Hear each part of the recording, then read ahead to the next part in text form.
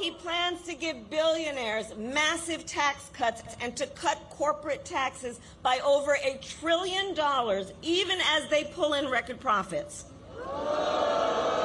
His plans will add more than $5 trillion to the national debt. He also wants to impose what in effect is a national sales tax. And that is on top of the $2 trillion tax cut. We know how to count.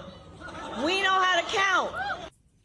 Harris talking about counting up how this all works and balancing what is a populist message with some outreach to certain businesses, at least small businesses.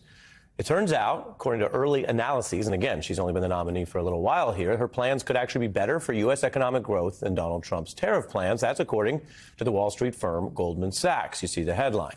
And that kind of cosign is interesting because Harris famously took on Wall Street as the AG of California. She fought bankers to secure a historic $18 billion settlement for the people harmed by the banks and the mortgage industry. And I can tell you, back before she was headlining this Democratic convention, Kamala Harris was explaining her work and how to take on those banks and use the law and fair rules, she said, to help people at a different convention. We have a deep cut all the way back to the Democratic convention of 2012. Well, I've seen all that happens when you roll back those rules. What happens are rows of foreclosure signs. What happens are mountains of family debt. What happens is a middle class that's hurting. That's what we've seen in towns across California and across this country. When it comes to the housing crisis. That's when it comes to the housing crisis. The Harris campaign argues that not only what's old is new again, but that the record, she's one of the more experienced nominees we've seen in a first bid for the White House. The record shows she's serious about this. Now, Donald Trump is not out campaigning. He will be seen today taping a town hall with Sean Hannity. That airs tonight. Against this backdrop, you have to look at how it's all playing. I've emphasized to you it's early in a race that seems late into the general election because of the nominee swap.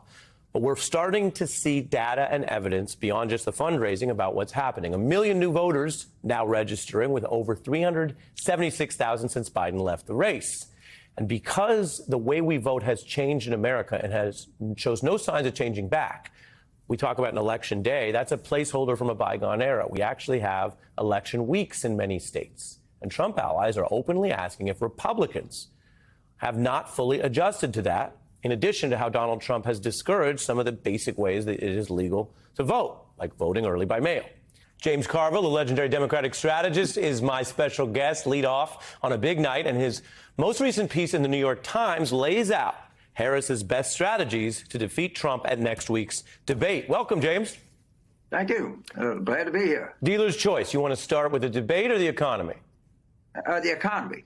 Go ahead. So since 1989, in job creation, it's 50 million under Democrats, 1 million under Republicans. I defy somebody to compare the growth rate since 1989 among Democratic and Republican presidents. You would find a gigantic advantage for Democrats. I have no idea why the press or the financial people just don't look at the historical record and tell us what it is. 50 to 1. That's a big number. If you get beat 50 to 1, you're getting beat bad, really bad. And that's the jobs number that President Clinton pointed out at the convention. And if they fact checked it and said, well, you know what? He's exactly right. 50 million to 1 million. So you want a strong economy? Vote Democratic. You know, Kamala Harris has been known as someone who is a realist, a pragmatist, who can sit across the table with people and make a plan and a deal. But she's also known as tough on the banks and not a pushover. I've covered that history on this program. And so it's interesting in that context that she is out here not waiting around for the debate or waiting around for a new theme or only running on the quote-unquote freedom theme, which is important. They're pushing his economic plans, including trying to help small businesses. And over on Fox Business, which is not exactly Harris Central, James, they had some commentators who said, well, they had to admit, or they like this for business. Take a look. I just want to press the point. When a political candidate comes up with what I think is a good idea, I have to call it a good idea. And a $50,000 tax cut for small, not tax cut, but a tax credit for startups, for small businesses, coupled with less red tape. I got to say, that is a good idea, regardless of our other tax ideas. While that may be a good idea, The final maybe there is from the RNC chair. Your thoughts? Well, it's a different philosophy. She's saying if we do small businesses, we grow these small businesses, then you're going to grow the entire economy. The Trump plan is if we just give billionaires more tax cuts, the money will get to us eventually. And I don't know about you, but I deal with small businesses multiple times a day. I deal with billionaires 3 times a year. So I come into contact with a lot more small businesses and a lot more involved in my life and employ a lot more people. And I think it's a distinction that's worth noting, and it's a distinction that look at the record, 50-1. It's big. And we know that this works, that if you invest in small business, you invest in education, students, that kind of thing, you're gonna have an economy that perks up, not trickles down. Turning to the debate, you've been around many of these presidential debates. This one is particularly high stakes. These two people have never debated, let alone even met. We expect high numbers. The floor in the summer, when fewer people were paying attention with Biden, was about 50 million. We expect a lot more than that next week. We can report tonight the campaigns have agreed on the muted mic system, which is what they used in that summer debate. You have been thinking about this. What do you think is key for Harris?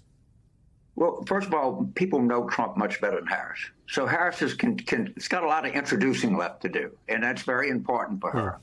The second thing is you're exactly right. America loves a train wreck. They saw a train wreck on June 27th. They're going to tune back in, hoping that they see another train wreck, because people love train wrecks. And I think this is sometimes we overhype debates. We overhype the importance of debates. I think in this one, it might be a little bit worth the hype here. We'll see how it turns out. And he kind of needs this. And she needs it, too, because she needs a platform to really introduce herself to the voters of America. People know about her, but don't quite know her yet.